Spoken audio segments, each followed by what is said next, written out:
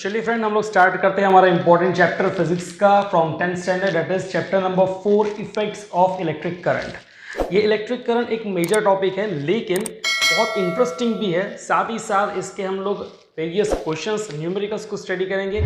आपके लिए ये टॉपिक काफ़ी ज़्यादा आसान बना देंगे। तो लेट्स बिगिन। टर्म है हमारे पास में इफेक्ट्स ऑफ इलेक्ट्रिक करंट। अब पहले इलेक्ट्रिक करंट पता चले तो हम उसके इफेक्ट्स बताएंगे ना, और उसके पहले हमको इलेक्ट्रिक करंट में दो टर्म जो दी गई है, that is first is the electric, next one is the current. इन दोनों को इंडिविजुअली स्टडी करना जरूरी है। तो हम क्या करने वाले हैं, बाय द वे ये चैप्टर आपका 9th स्टैंडर्ड में हो चुका है, इसका initial part, but for the sake of information और for the sake of my better explanation and for your better understanding हम कुछ बेसिक्स को साथ में लेके चलेंगे जिसका इस्तेमाल यहाँ पे हमें करना है, लेकिन थोड़ा फास्ट में लेंगे। तो दो टर्म हमारे पास में यहाँ पर है, इलेक्ट्रिक और दूसरा हमारे पास में करंट। तो हमें यह पता करना है कि एक्चुअली करंट क्या होता है और इलेक्ट्रिक क्या होता है। चलिए देखते हैं। तो हम लोग यहां पे पहले लिखते हैं टर्म करंट।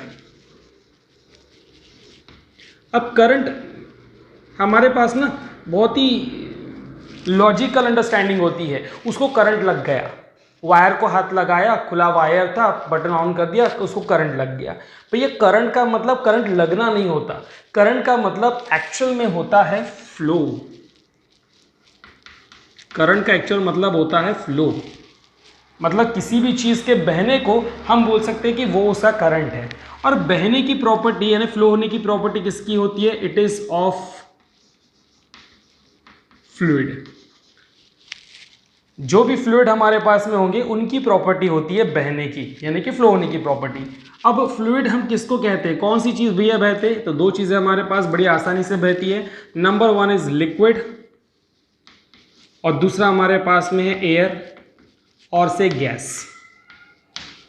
सुना तो होगा पानी बहता है, हवा बहती है, तो जो चीज़ बहती है हम उसको क्या कहते हैं? फ्लूइड कहते हैं। तो हमारे पास ना अगर लिक्विड में हम लोग वाटर का एग्जाम्पल लेते हैं तो हम बोलेंगे कि वाटर करंट है। यानी कि अगर नदी बह रही है, सपोज ये कोई पहाड़ है, राइट, और इस पहाड़ से एक झरना बन गया है और यहाँ से पानी बह रहा है, नीचे में जा रहा है पानी, तो हम बोलेंगे it is the water current. हम कहेंगे इसको वाटर करंट। और अगर उसी तरीके से हवा बह रही है हम बोलेंगे इसको एयर करंट। लेकिन एयर करंट को समझने के लिए एक और फिजियोलॉजी का इस्तेमाल फिजिकल कंसेप्ट का इस्तेमाल किया जाता है, लेकिन वो एक डिफरेंट एस्पेक्ट है, हम यहाँ पर उसको इन्वॉल्व नहीं करेंगे। तो बहने का मतलब हो गया करंट। तो ध्यान में अब आपको आ जाएगा कि ऑलवेज करंट का मतलब झटका लगना नहीं होता, ठीक है ना। एक रिस्पेक्टफुल स्टूडेंट की तरह सोचना ज़रूरी है। तो ये चीज़ अपने को समझ में आ गई। लेकिन इस करंट के पहले ना वाटर नाम नहीं जुड़ा है। कौन सा नाम जुड़ा है? कौन सी टर्म जुड़ी है? जुड़ी है टर्म क्या? इलेक्ट्रिक। तो भैया अब ये इलेक्ट्रिक क्या चीज़ होती है, इस इलेक्ट्रिक को समझना जरूरी है। So let's start with the term electric. Before starting this term हमारे पास में एक चीज़ जो है वो पता रहनी चाहिए, और वो है कि हमारे जितने भी एलिमेंट्स हैं, ये बेसिक ऑफ साइंस में हमने लिया है, एलिमेंट्स को हमने 3 पार्ट में क्लासीफाई किया था, आपको याद आ रहा होगा। Yes, very good. एक था हमारे पास में मेटल, दूसरा था हमारे पास में नॉन मेटल्स, और हमारे पास में क्या थे? मेटलॉइड्स, है ना। अब मेटल हो, नॉन मेटल हो या मेटलॉइड हो, कोई भी एलिमेंट हमारे पास में होगा तो एलिमेंट में ना एक खास चीज़ होती है, न्यूक्लियस।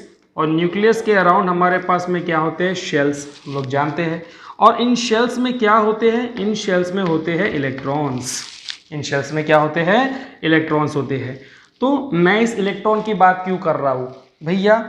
कि हम जानते हैं कि जब एलिमेंट में हम लोग मेटल की बात करते हैं, हम नॉन मेटल की बात करते हैं या मेटलॉइड की बात करते हैं, तो इनको डिफरेंशिएट करते समय ना हमने लोअर क्लास में एक बात बोली थी कि metal conduct electricity, non metal do not conduct electricity, या फिर हमने कहा था कि non metal are bad conductor of electricity. सुना होगा। तो ये गुड कंडक्टर और बैड कंडक्टर कहाँ से टर्म आई, वो हमको स्टडी करनी है।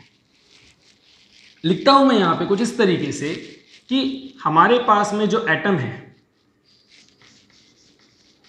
Atom of any element, atom of any element जो भी है, तो फिर से एक बार ड्रॉ करूंगा यहाँ पर, ये न्यूक्लियस है और न्यूक्लियस के अराउंड क्या होते हैं, उसके इलेक्ट्रॉन्स होते हैं। और हम जानते हैं कि ये जो इलेक्ट्रॉन है ये रैंडमली न्यूक्लियस के अराउंड बहुत ही एक्साइटेड स्टेट में घूमते रहते हैं, बिल्कुल एक्साइटेड स्टेट, राइट।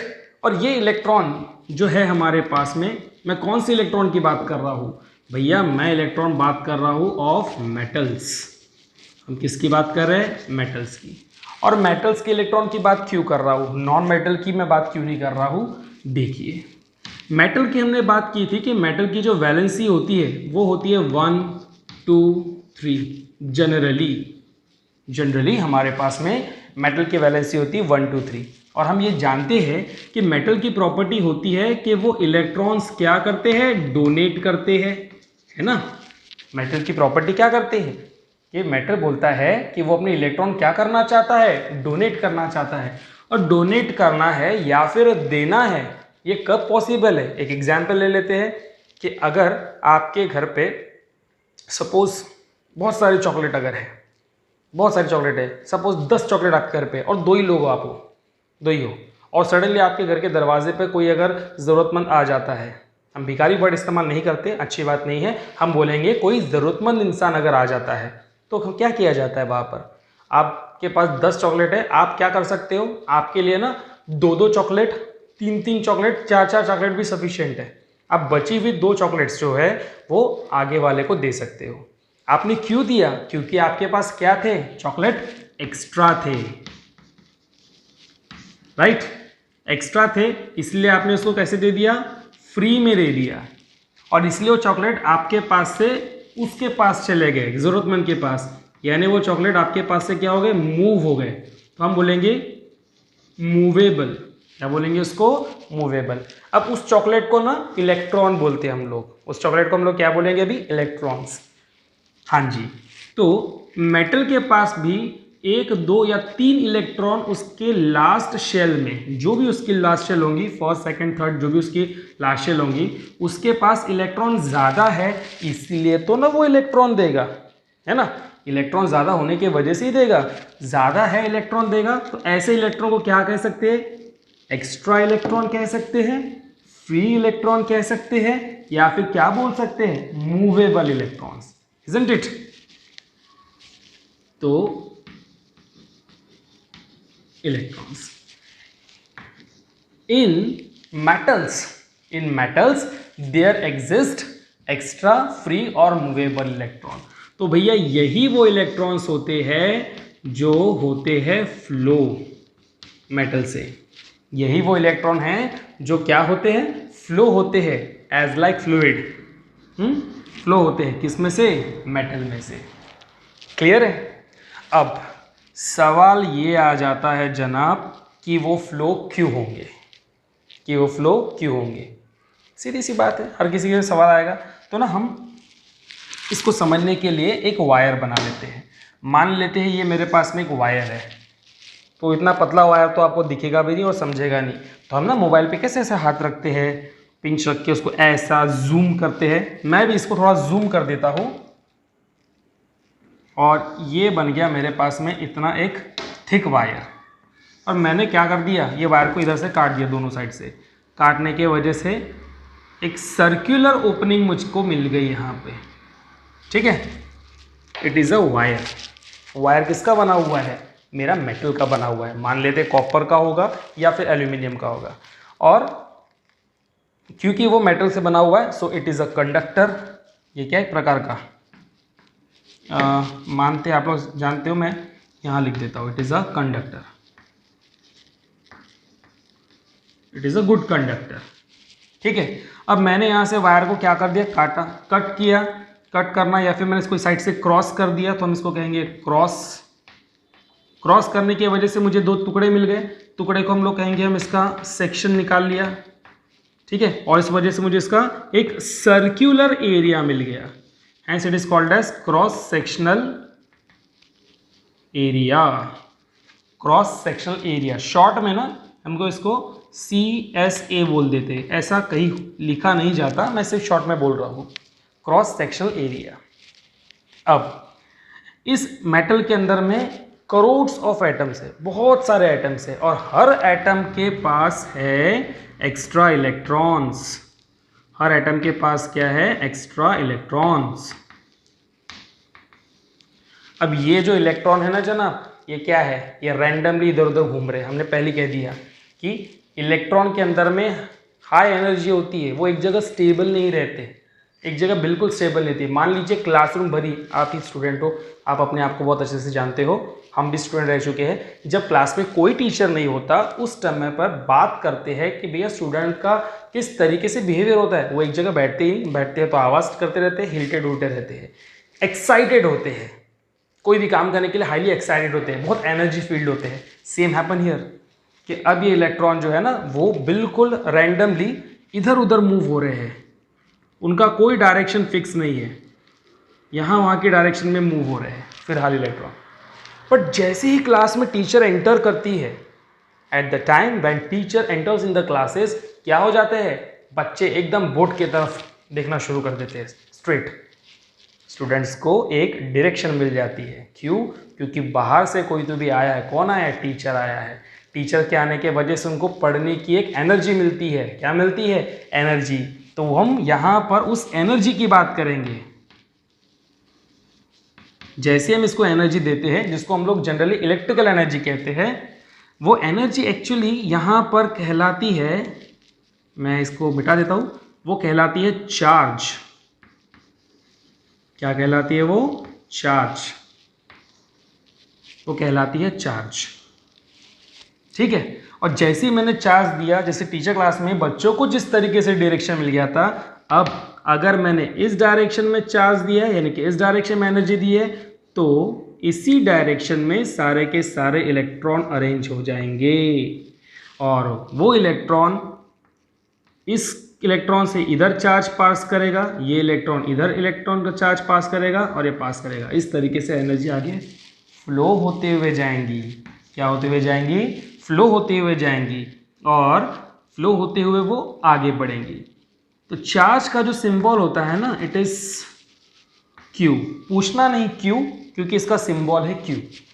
और यहाँ से लेकर यहाँ तक इस चार्ज को पहुँचने के लिए कुछ तो टाइम लगा होगा भैया। सो इसका सिंबल है टाइम का टी। क्लियर? तो चार्ज फ्लो हो रहा है या फिर इलेक्ट्रॉन फ्लो हो रहा है किसी पर्टिकुलर टाइम में, इसी चीज को बोला जाता है इलेक्ट्रिक करंट। इसी चीज को क्या बोला जाता है? Electric current. So let's define here what is electric current. The flow of charge Q, और चार्ज बोलो या फिर क्या बोलेंगे? इलेक्ट्रॉन्स। फ्लो ऑफ चार्ज और इलेक्ट्रॉन्स, इलेक्ट्रॉन पास हो रहे हैं। अब हम ऐसा नहीं बोलेंगे कि वायर में से जा रहे हैं, अपने को थोड़ी पता कि वायर में से कितने जा रहे हैं, लेकिन हम पता कर सकते हैं इसकी ये ओपनिंग से। ये क्या है हमारे पास में? This is our cross sectional area. नल शुरू किया, जितना पानी नल में से निकल रहा है, the amount of water just escaping out of the tap, tap की ओपनिंग से, नल की ओपनिंग से जितना पानी बाहर निकल रहा है, इसका ही मतलब क्या हो गया? पाइप में से भी उतना जा रहा होगा पानी। चलो डायग्रामेटिक समझा देता हूं मैं। So this is a tap, ये नल है। इस पाइप में से कितना पानी निकल रहा है, ये पता करने के लिए हम बोलेंगे जितना पानी इसमें से बाहर निकल रहा है, amount of water getting off from this opening is equals to water flowing through this pipe। जितना पानी यहाँ से बह रहा है उतना ही पानी नल से भी निकल रहा है। सही है ना? तो हम बोलेंगे अगर 2 मिनट में,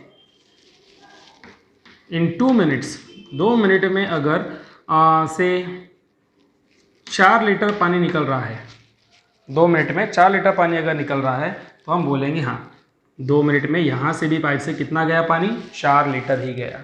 तो हम इसीलिए यहाँ पर लिखेंगे द फ्लो ऑफ इलेक्ट्रॉन या फिर फ्लो ऑफ चार्ज, किस में से? वायर नहीं बोलेंगे, हम बोलेंगे क्रॉस सेक्शनल एरिया, थ्रू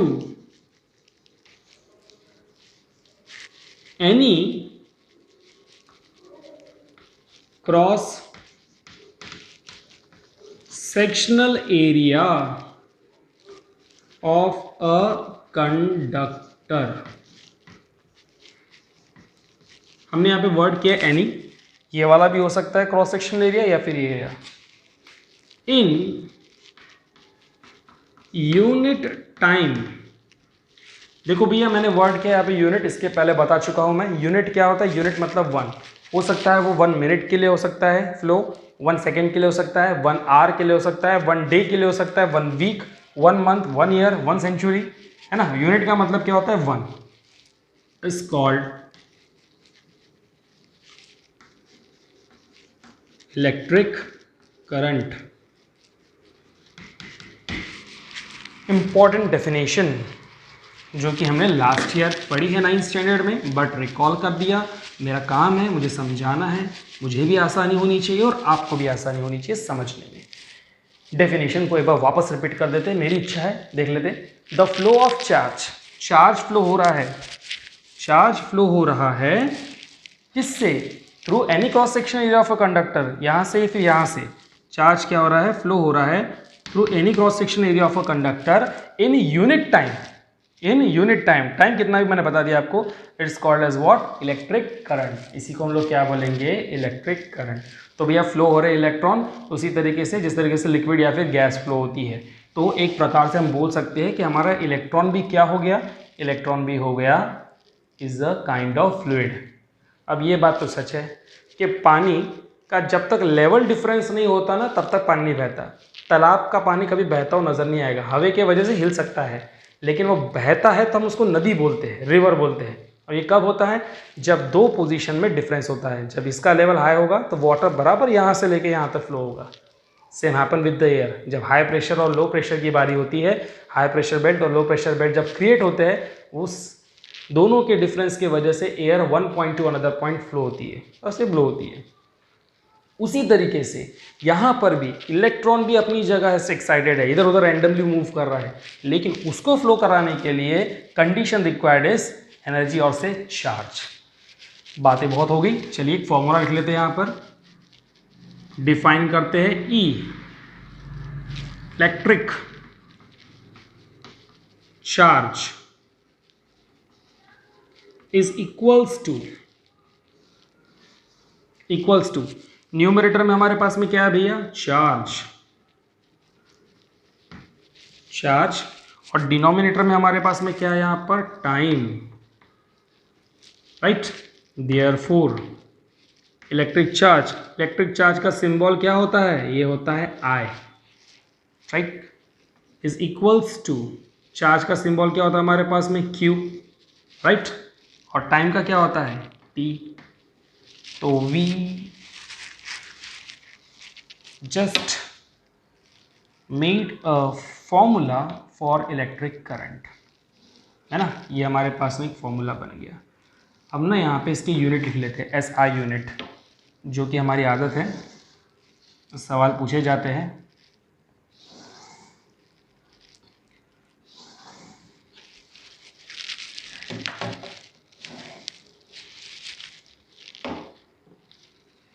तीन टर्म है हमारे पास में, तो 3 सेक्शंस कर लेते हैं यहाँ पर।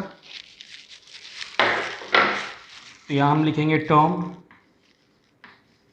साथ में सिंबल और यहाँ पे उसका यूनिट, ठीक।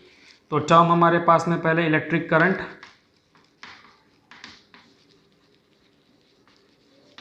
राइट। इलेक्ट्रिक करंट सिंबल है उसका I। इसका यूनिट क्या होता है? Yes it is ampere, AMPERE। Andre Ampere ने इलेक्ट्रिसिटी कैलकुलेट करने के लिए एक यूनिट बनाया था और उसका नाम दे दिया अपने सरनेम पर।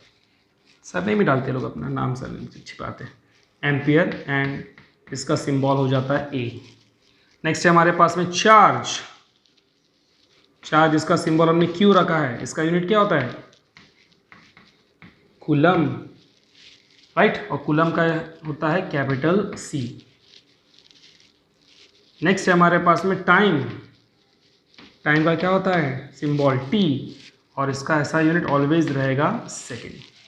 बहुत कंफ्यूज हो जाते बच्चे, ये करंट का सिंबल I है, यूनिट का A है, चार्ज का Q है, फिर कूलम इसका यूनिट है जिसका C है। भैया कंफ्यूजन मत करो, कुछ तो चीज़ें याद करनी पड़ेंगी। हर एक चीज़ की ट्रिक निकालने रखोगे तो फिर ट्रिक हर के लिए याद करना फिर वो डिफिकल्ट हो जाएगा, किस किस की ट्रिक याद करोगे, इसीलिए कुछ बातें ना बाय हार्ट कर लिया करो। तो सिंबल हमारे पास में इलेक्ट्रिक करंट का आई, हमने लिख लिया उसका यूनिट एम्पियर, उसका सिंबल है हमारे पास में, यूनिट का सिंबल है ए, चार्ज का उसी तरीके से क्यू, लेकिन उसका यूनिट है कूलम कैपिटल सी, और टाइम टी उसका सिंबल और उसका यूनिट तो सेकंड, ये तो आसानी से आपको याद हो जाएगा। एक और चीज़ जो आपको पता है लेकिन बोलना चाहूँगा कि भैया इलेक्ट्रॉन अगर चार्ज लेके चलता है तो एक इलेक्ट्रॉन अपने सर के ऊपर में कितना चार्ज लेके चलता होगा, है ना, ये बात एग्जाम में पूछी जाती है। सो चार्ज ऑन वन इलेक्ट्रॉन, एक इलेक्ट्रॉन पे कितना चार्ज होता है, हमने पढ़ा इट इज़ 1.6 इंटू 10⁻⁻19 कूलम। देखिए -19, -10, -11 ये फैक्टर हम लोग ग्रेविटेशन चैप्टर में स्टडी कर चुके हैं, आपको आता है ये सब चीज़ें। तो एक इलेक्ट्रॉन के ऊपर इतना चार्ज होता है।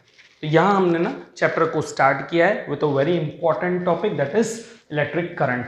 इसके आगे के भी टॉपिक को हम लोग बेसिक में कन्वर्ट करेंगे और जल्दी से स्टडी करेंगे, तब तक आप एक बार इसको नज़र कर लीजिए। Thank you.